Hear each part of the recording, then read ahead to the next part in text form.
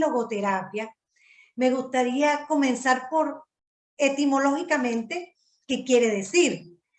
Y viene o proviene de dos vocablos griegos, logos, que entre las múltiples acepciones quiere decir sentido, significado, propósito, y terapia es sanar, curar, cuidar, acompañar, tratamiento.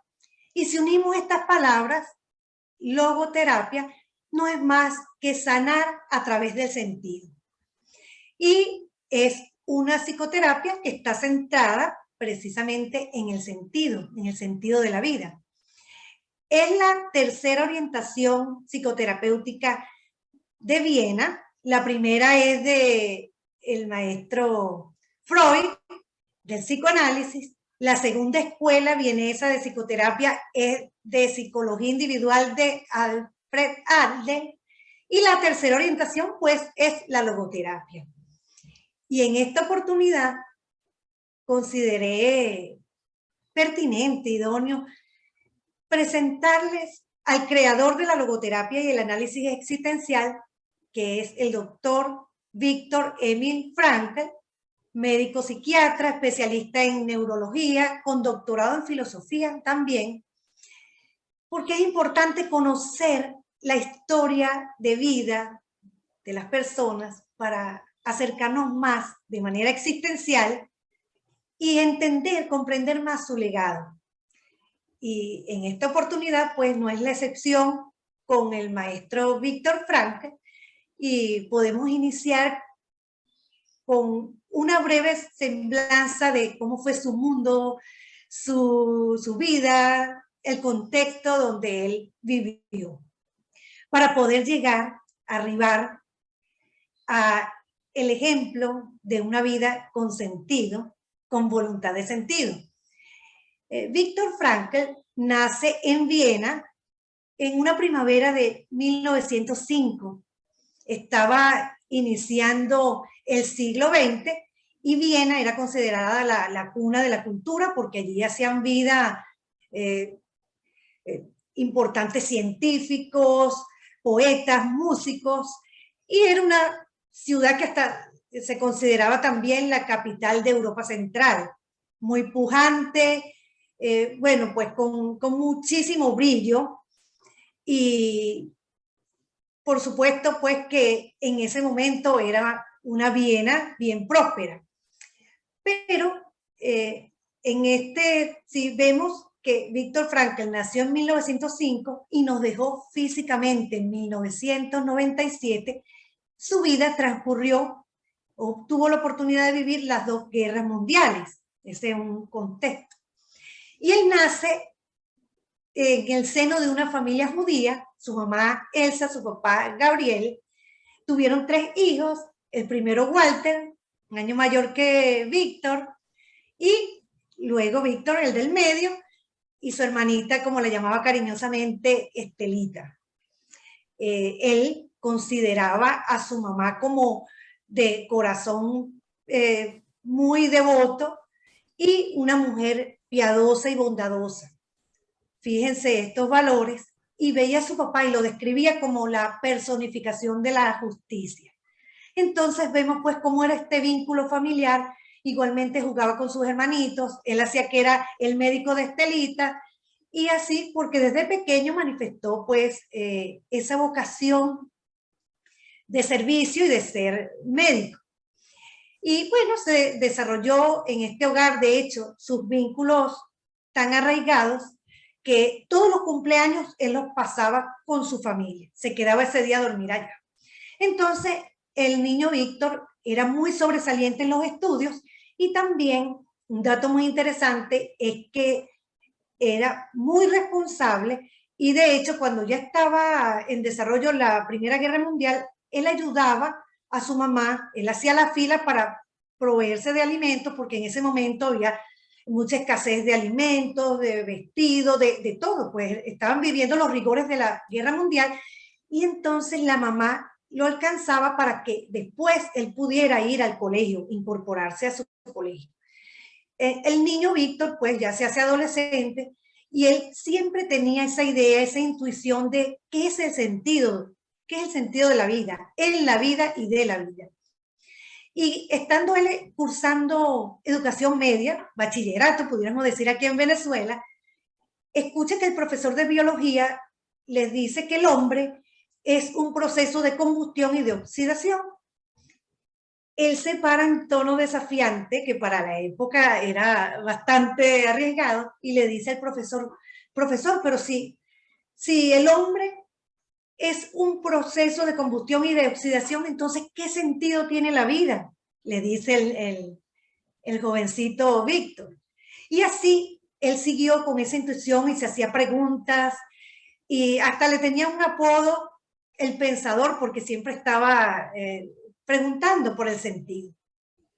Luego él escribe en su juventud algunos artículos que tenían que ver con la responsabilidad, la libertad, la reflexión, el sentido de vida, y le envía uno a Freud, y Freud se lo publica en su revista del psicoanálisis. Después, al año siguiente, estando él como de 19 años, 20 años, Alfred Adler hace lo propio y le publica en su revista de la psicología individual, de la cual Viktor Frankl va a formar parte, y él habla por primera vez de la logoterapia en 1927, y allí es expulsado precisamente de la escuela de la psicología individual de Adler por las ideas que él tenía, esas ideas de la psicología de altura, de esa dimensión espiritual. Y en ese momento, lo positivo que podemos rescatar es que él, al estar expulsado de todos esos ambientes científicos, académicos, pues se dedica a construir la logoterapia y el análisis existencial, que no es más que la visión de hombre, la visión antropológica, qué era para él o qué iba comprendiendo que es una persona, un ser humano.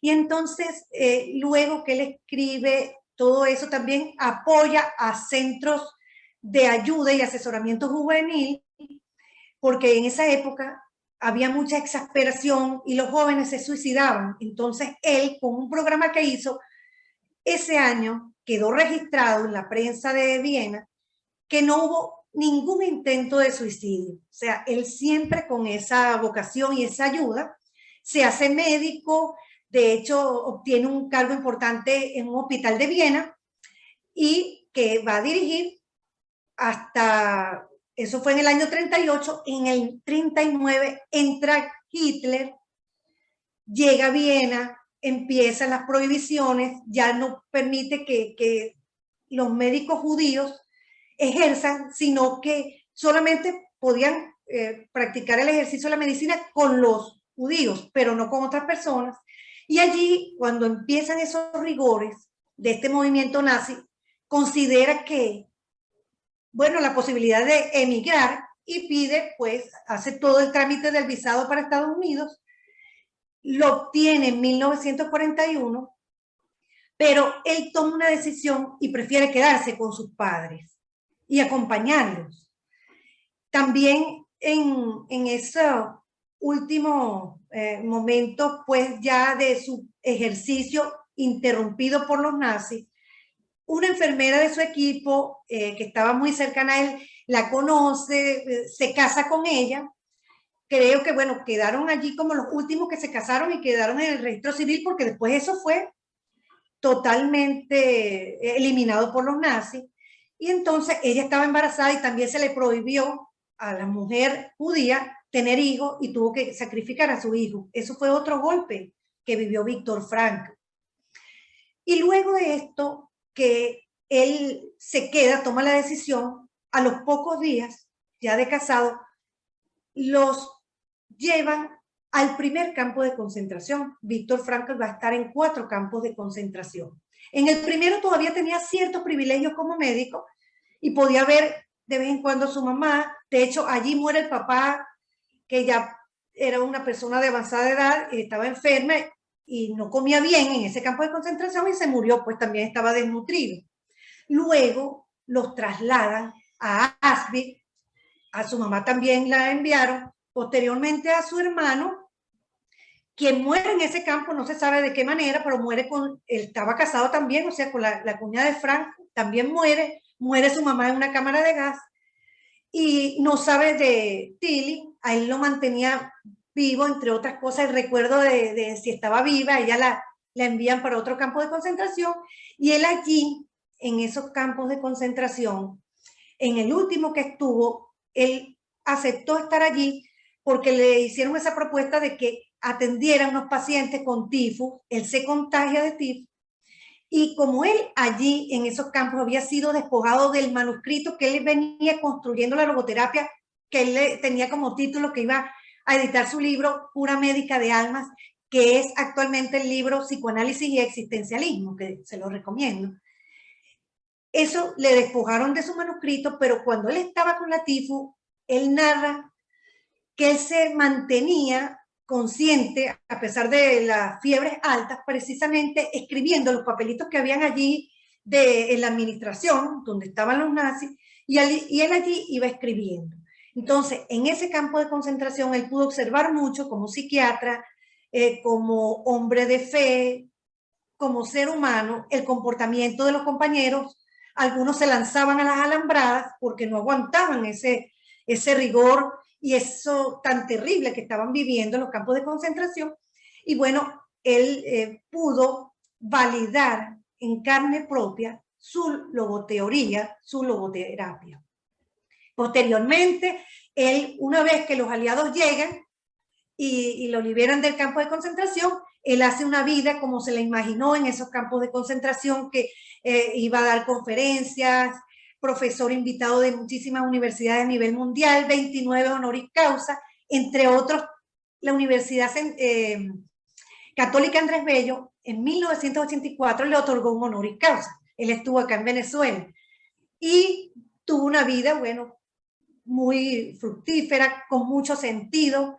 A él le gustaba el alpinismo, el senderismo. Si ustedes ven, siempre se enfoca hacia las alturas, y de hecho también le gustaba hacer monturas de lentes, y eso es muy significativo porque eso indica pues que él ayudaba a que las personas ampliaran su campo visual, ¿ok? Y entre otras cosas, bueno, imagínense, de 80 años pilotaba un avión, aprendió también, un hombre muy polifacético, y nos acompañó durante 92 años con una vida de mucho sentido. Pero entonces nosotros pues podemos observar cómo fue su vida, sus vínculos familiares, sus amores. Él posteriormente, la primera esposa, Tilly, ella fallece en ese campo de concentración donde estuvo, pero él no sabía. Cuando él se da cuenta, bueno, tuvo que pasar ese golpe duro, pero posteriormente, cuando él sale liberado de ese campo de concentración, él se enamora de otra enfermera que actualmente, por cierto, está viva, Eleanor, que le decimos cariñosamente Eli, debe tener alrededor de 95 años. Tuvimos oportunidad de conocer a esa familia, Manuel y yo, que fuimos a Viena, e igualmente hicimos un recorrido por Auschwitz, por el campo de concentración, uno de los campos de concentración donde estuvo Víctor Frankl, también para ir validando toda esa teoría, todo eso, ese legado tan hermoso que nos dejó y que tiene tanta vigencia, especialmente en estos tiempos, donde parecieron sin sentido.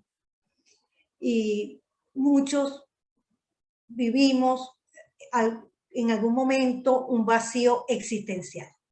Entonces, pues, para ir cerrando, voy a compartirles algo muy hermoso, y es un regalo que qué herramientas o qué fue lo que hizo que Víctor Frankl sobreviviera en esos campos de concentración pese a esa situación que vivió de sufrimiento, y que él pudo también descubrir el para qué de ese sufrimiento, lo valioso que hay detrás de cada situación, por muy dolorosa que sea, con coraje. Entonces les dejo con la palabra a mi compañero Manuel. Muchísimas gracias.